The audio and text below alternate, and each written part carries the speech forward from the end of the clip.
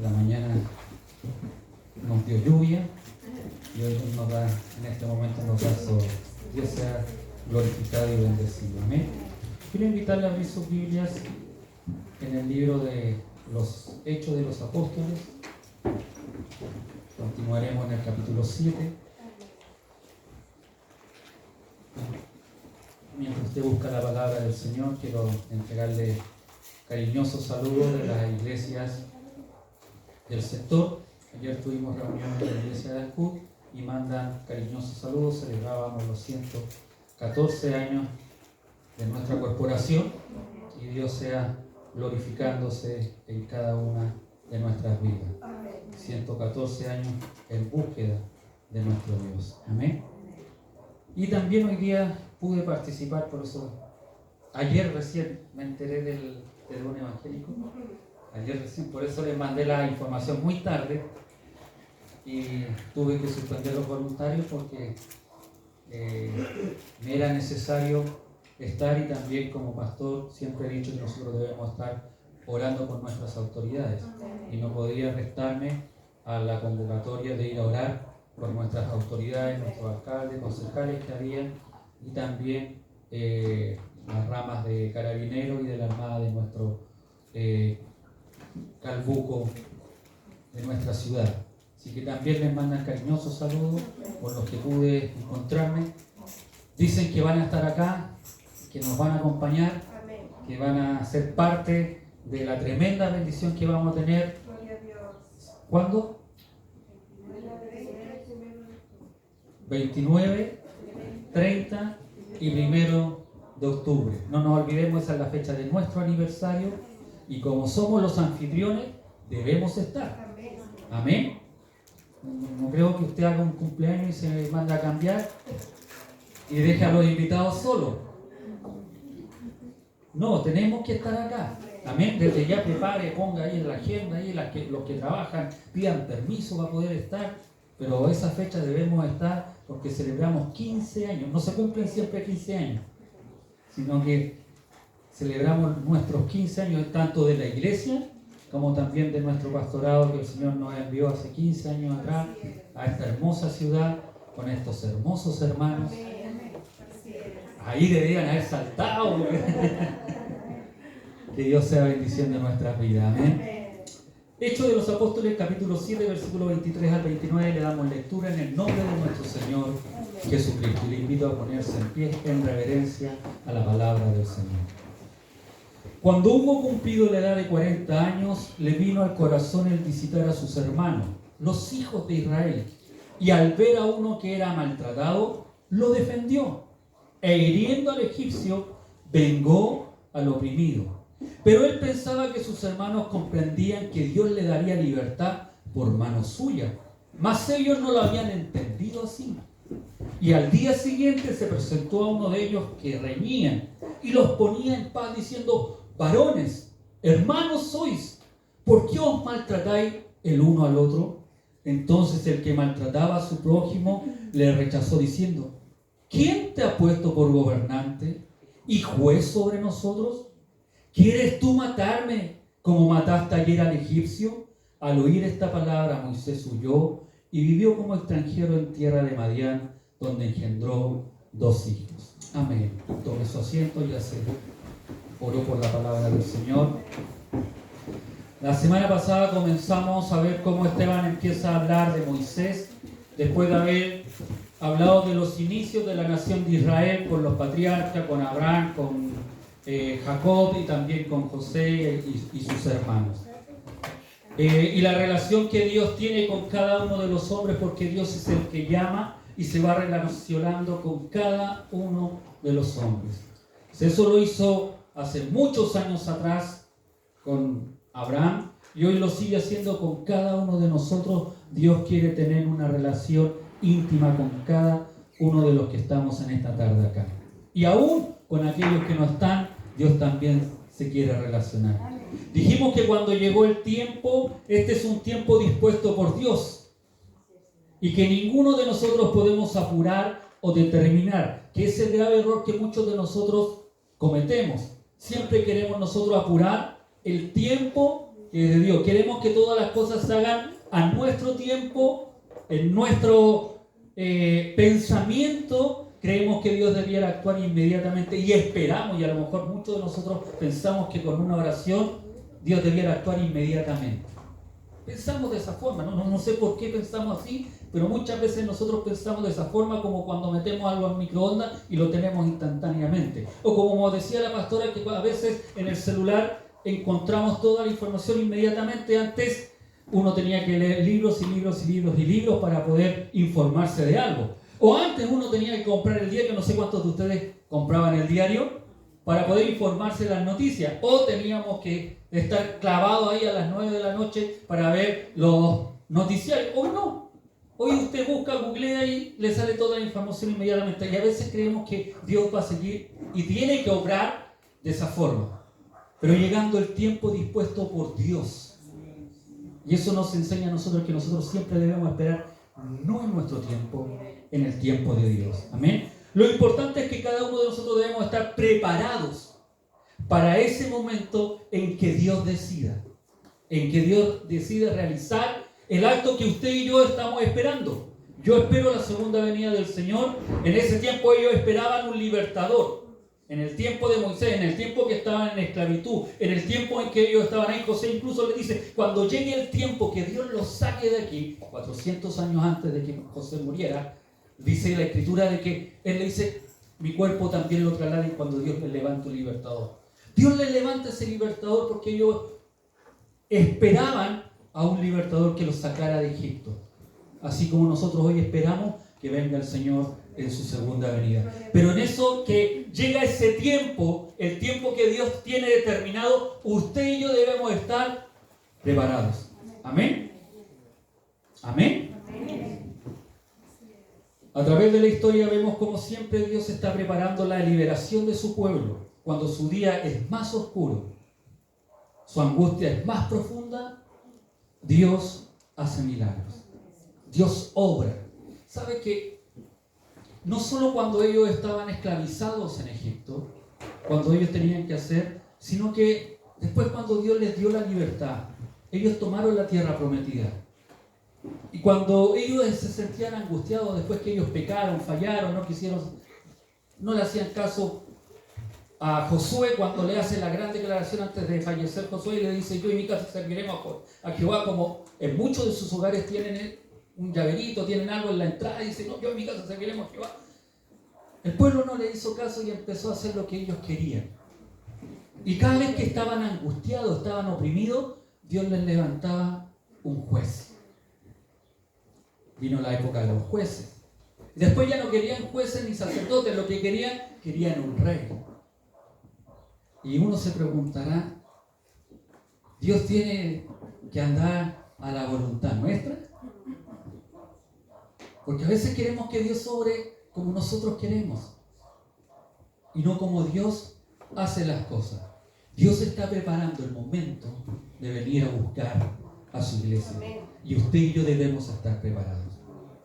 Esto es sorprendente, inaudito, insospechado e impensado lo que ocurre con Moisés. Fue agradable a Dios, justo para con Dios. Es la belleza de la santidad y maravillosamente preservado en su infancia por Dios.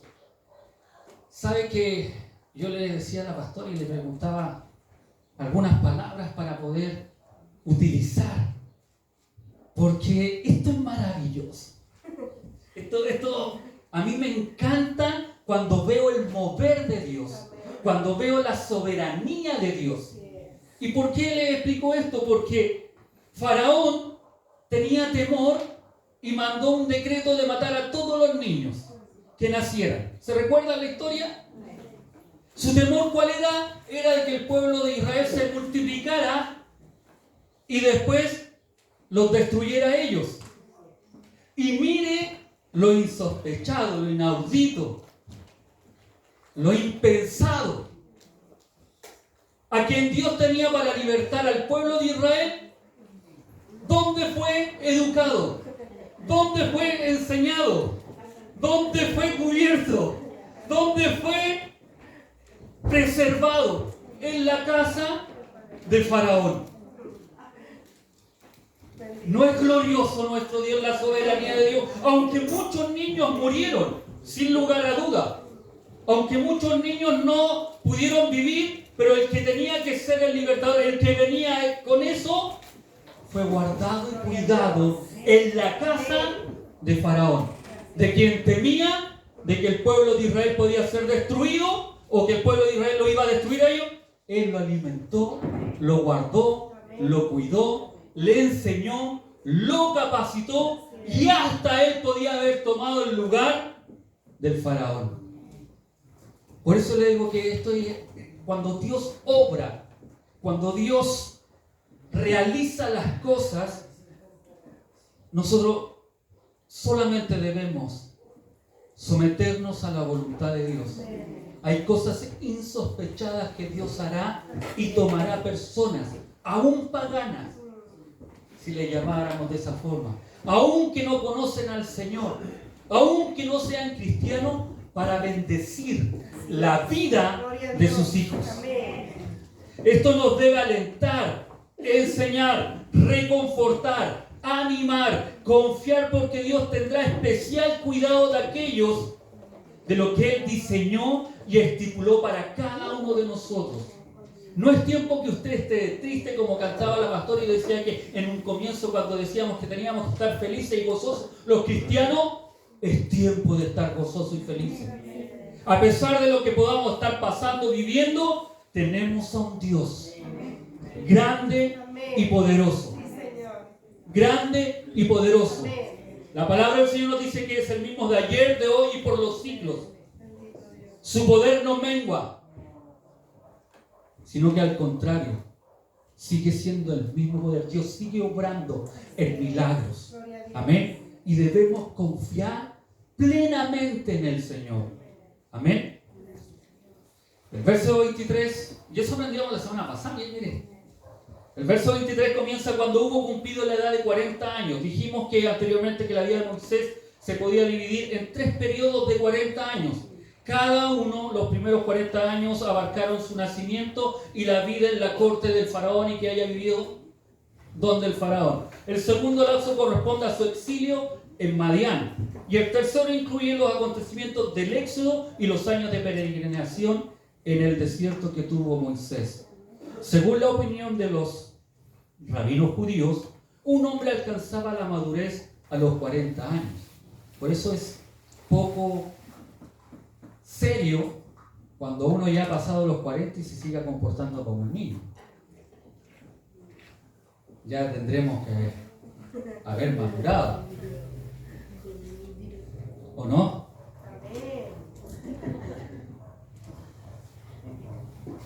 A veces tenemos 40 y nos comportamos, y un poco más de 40, algunos, y nos comportamos como si fuéramos niños. Pero eso es tema de otra predicación, es el tema de que los varones vengan a los voluntarios para que aprendamos cómo debemos comportarnos como sacerdotes de nuestro hogar y de nuestra familia. Amén. Así que les invito, no se queden en su hogar. Si usted quiere ser un buen esposo, venga los días domingos en la mañana a las 10:30, molestamos a Débora y a Teo porque ellos no quieren que nosotros estemos, pero aquí vamos a estar aprendiendo del Señor. Así que les invito, nunca es tarde para aprender. Amén. Si usted piensa que lo ha sabido todo, a veces tenemos un concepto como el de Moisés. Por lo vamos a ver más adelante. Es un tiempo señalado, Moisés bajó de su... Y esto es importante, porque a veces nosotros nos vemos a Moisés como que fuera una figura de Cristo o simbolizara a Cristo. Dice la Escritura que él bajó del trono real para ir a ver o preocuparse de sus hermanos. No nos olvidemos que él era el hijo del faraón. Estaba ahí. Y se bajó de ese trono para poder ir a ver a sus hermanos. Y es otra forma de simbolismo en que Moisés era como Jesús que vendría después de él. ¿Y por qué decimos eso? La pastora cantaba y nos hizo repetir una de las alabanzas de adoración que cantamos. Y él, ese Dios, ese Jesucristo, ese que murió en el madero de la cruz, dejó su trono de gloria. Dejó su trono real. Venir, humillarse, hasta lo sumo, por amor a mí y por amor a ustedes. Moisés, en su acto de dejar ese trono real, el trono que le pertenecía por haber estado en la casa de Faraón y haber sido adoptado por él, lo dejó todo por sus hermanos. Amén. Por eso se utiliza que Moisés también es un tipo de símbolo al dejar la gloria que tenía para ir incluso a estar en el desierto. Le vino voluntad de visitar a sus hermanos, nos dice el verso 24. Su corazón suspiraba de amor hacia ellos como el pueblo escogido de Dios y palpitaba al sentir el llamamiento divino para ponerlos en libertad y hacer algo a favor de sus hermanos, los hijos de Israel. En ese momento Moisés, en ejercicio de su fe, deliberadamente, como dice Hebreos 11, 24 al 26, dice que rehusó ser llamado hijo de la hija de Faraón, escogiendo antes ser afligido con el pueblo de Dios que gozar temporalmente de los placeres del pecado, estimando el oprobio de Cristo mayores riquezas que los tesoros de Egipto, porque tenía mirado a la recompensa del galardón. Moisés nos enseña con su gesto de abandonar el trono, de abandonar la casa del faraón, que lo más importante es buscar la voluntad de Dios. Pregunta, ¿es lo que usted y yo buscamos? ¿Hacer la voluntad de Dios? ¿Es lo que nos negamos diariamente? ¿Es hacer la voluntad de Dios? ¿O le entregamos el tiempo que nos sobra? ¿O el tiempo que no tengo nada que hacer? Ahora sí puedo ir a la iglesia. Ahora puedo hacer esto, otro. Ahora voy a dar esto. No. Nuestra prioridad siempre debe ser buscar el reino de Dios y su justicia. Hacer tesoros, decía Jesucristo, hacer tesoros en los cielos, donde ni la orilla, ni el ladrón, ni nadie lo va a corromper y robar, que aquí en la tierra usted sabe que todo se pierde, todo es perecible. En un abrir y cerrar de ojos, las cosas cambian. Amén. Verso 24, y al ver a uno que era maltratado, lo defendió e hiriendo al egipcio vengó al oprimido. Moisés intervino para defender al hebreo en el calor de su indignación, yendo más allá probablemente de lo que pretendía. El historiador siciliota del siglo I a.C., Diodorus Siculus, en su escrito, en su libro, en el capítulo 1, versículo 77, dice que una ley egipcia que obligaba a los súbditos a rescatar a cualquiera que veían a punto de ser asesinado o sufriendo violencia a manos de otro. Y si eso no se podía hacer, podía matar al opresor. Es decir, la ley egipcia permitía que Moisés realizara el acto que él realizó con el egipcio. Lo permitía. Era posible. El problema era de que, y esto nos debe hacer clic muchas veces, de qué somos. Porque para los egipcios, Moisés pasó a ser un israelita y perdió ese privilegio que la ley le permitía. Pero para los israelitas, Moisés pasó a ser un egipcio. Esa era la condición de Moisés. Llega un tiempo en que no sabe qué es. No podía ser egipcio y no podía ser israelita. Los israelitas lo rechazaron. Los egipcios le querían dar muerte. Amén. Ese es el estado de Moisés en esto que vemos, en esta historia que el Señor nos entrega en este día. Por eso es importante dónde estamos nosotros. ¿Soy cristiano? ¿O estoy más para el otro lado? Soy más mundano que cristiano. Y disculpe que se lo diga de esa forma, pero a veces en nuestra forma de comportarnos, de andar, de accionar, a veces mostramos más que somos mundanos a ser cristianos. Que Dios nos ayude, amén.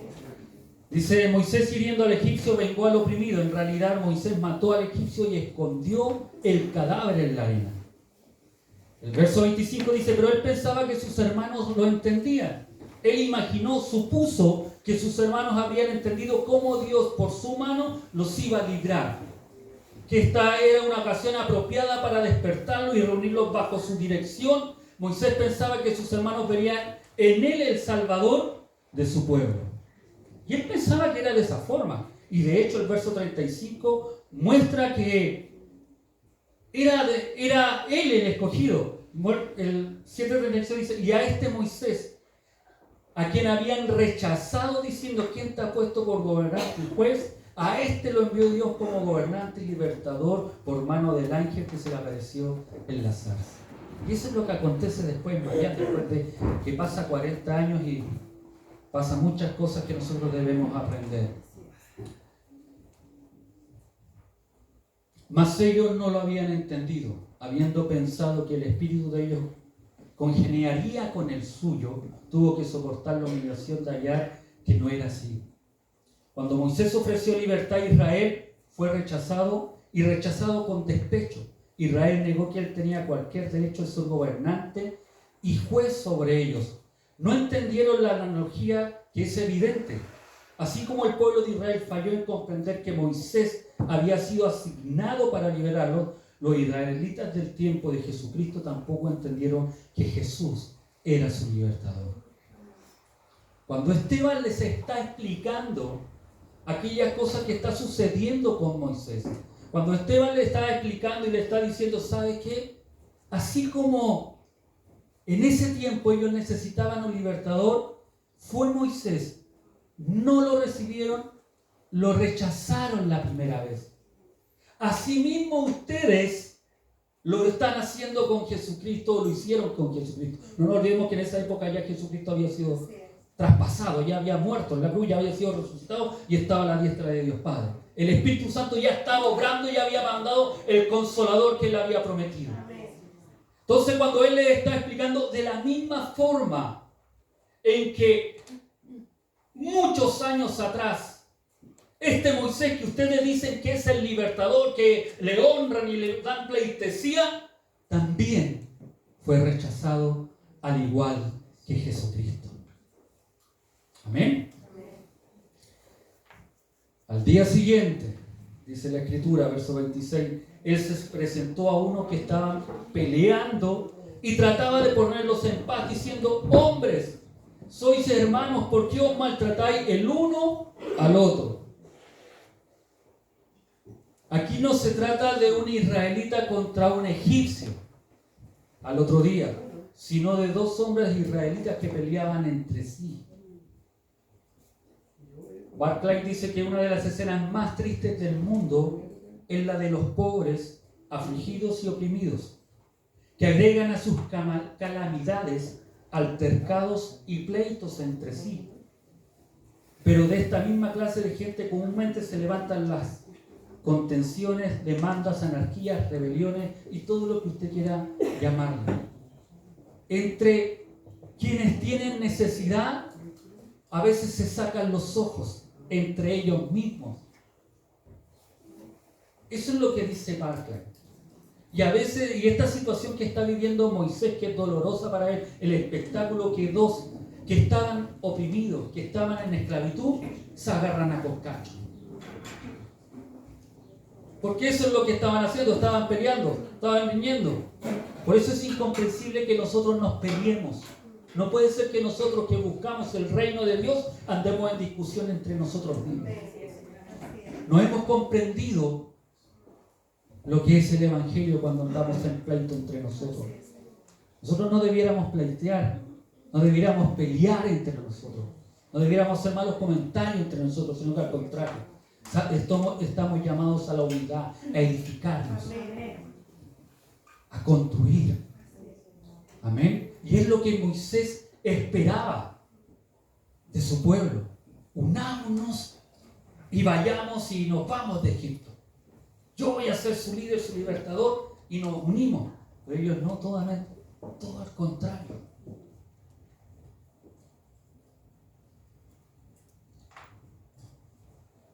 ¿qué le dice el que está ganando la pelea? Porque así dice la Escritura.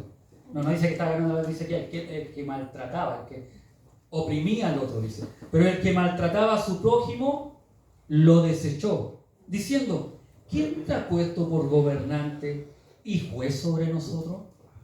¿Quién eres tú? Esa es la expresión que utiliza. ¿De dónde saliste?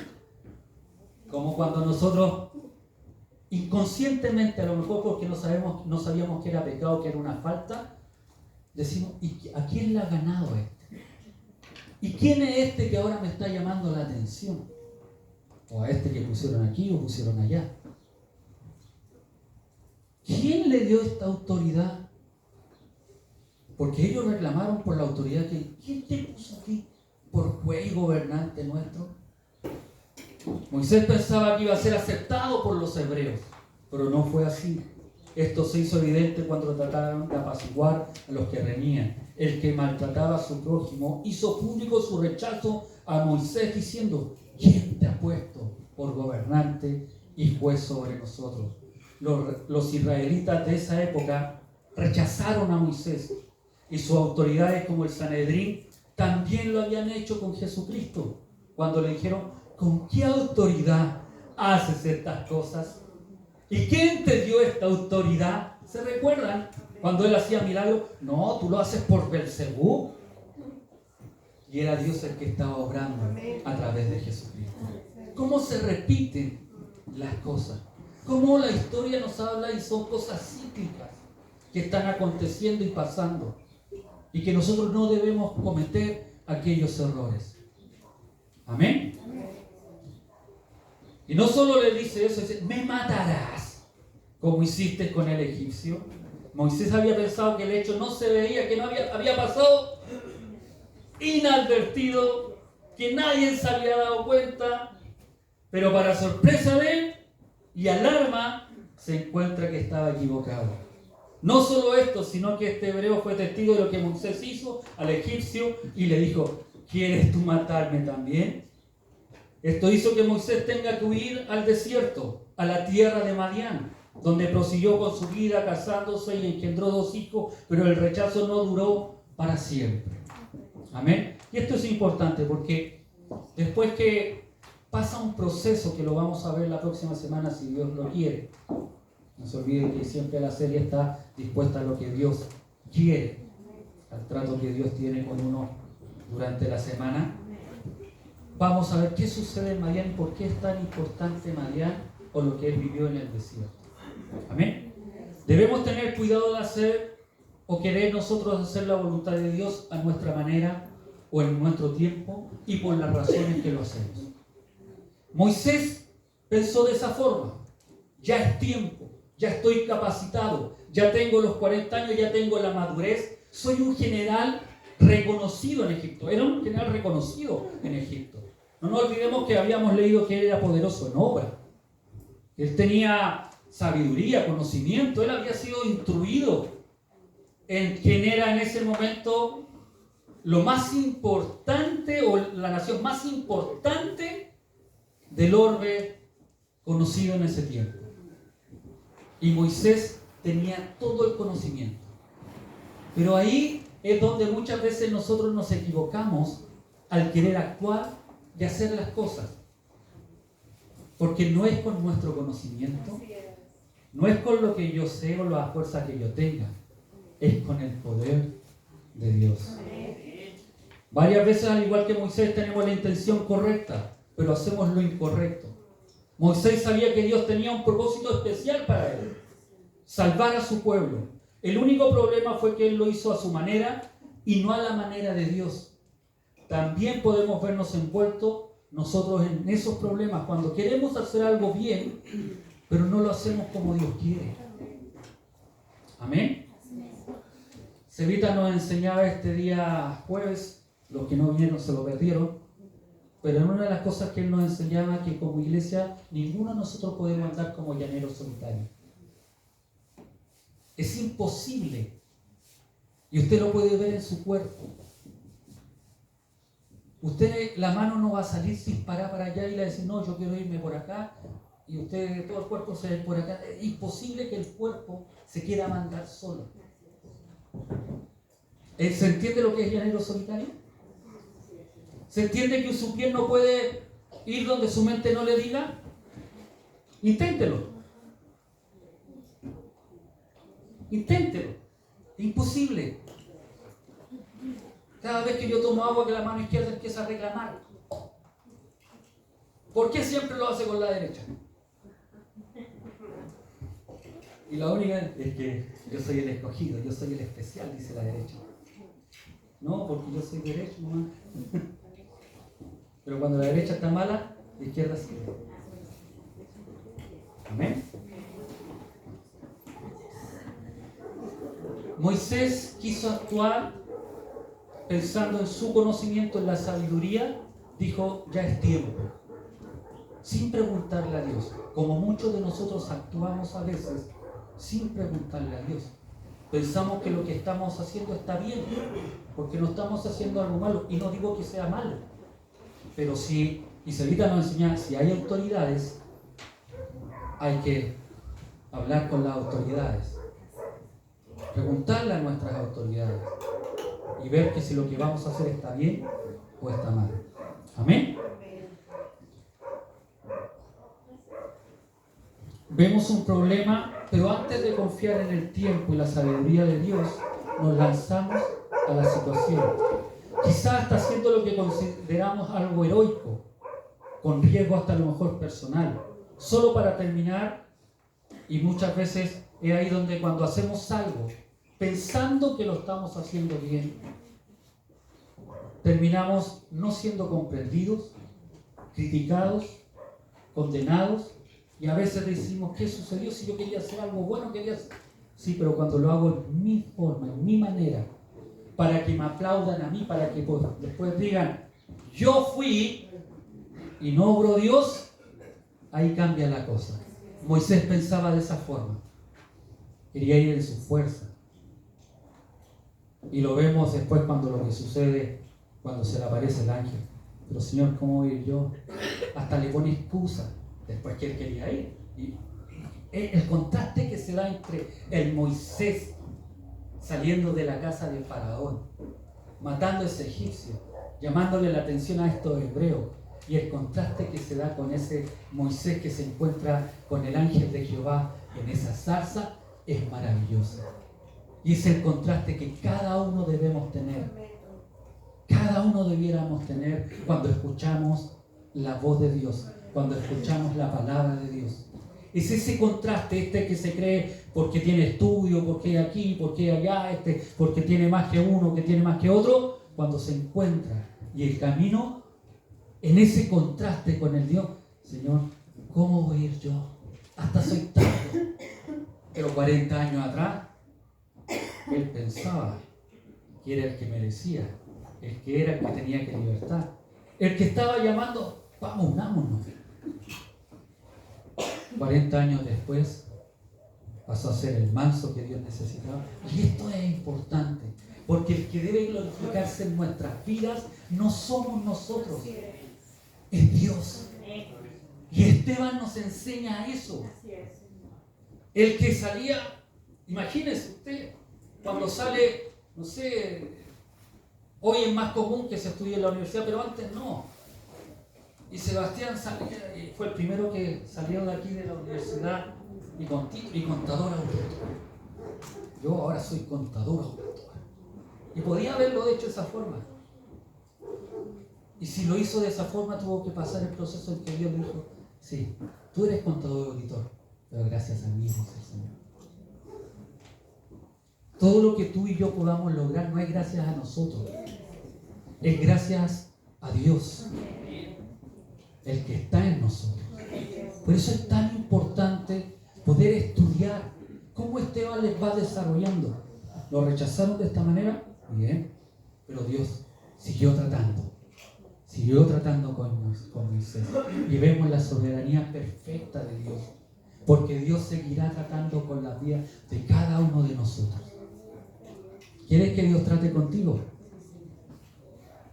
No reclames a la vida que estás llevando, a lo que estás pasando o a lo que estás sufriendo, o las bendiciones que tienes, o lo que no puedes tener hoy en día.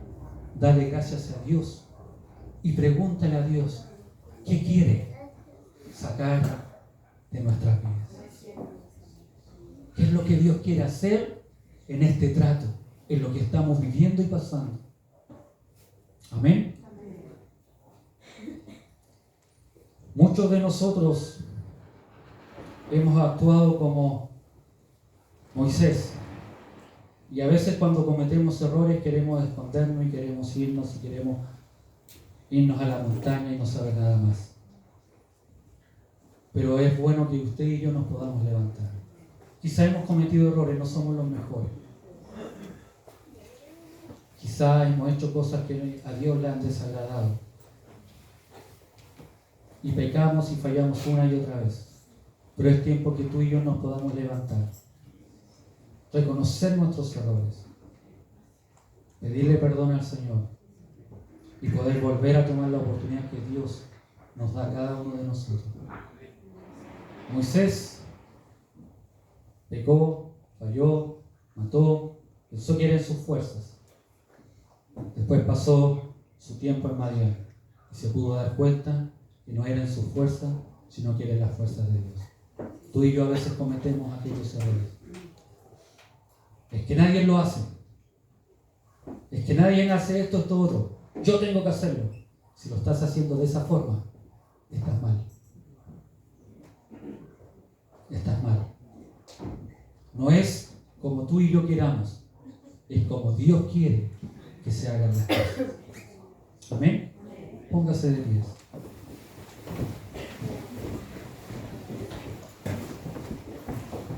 Vamos a orar al Señor. Amantísimo y buen Padre Celestial, te damos gracias en esta hora por tu amor, por tu bendición, bendito Dios.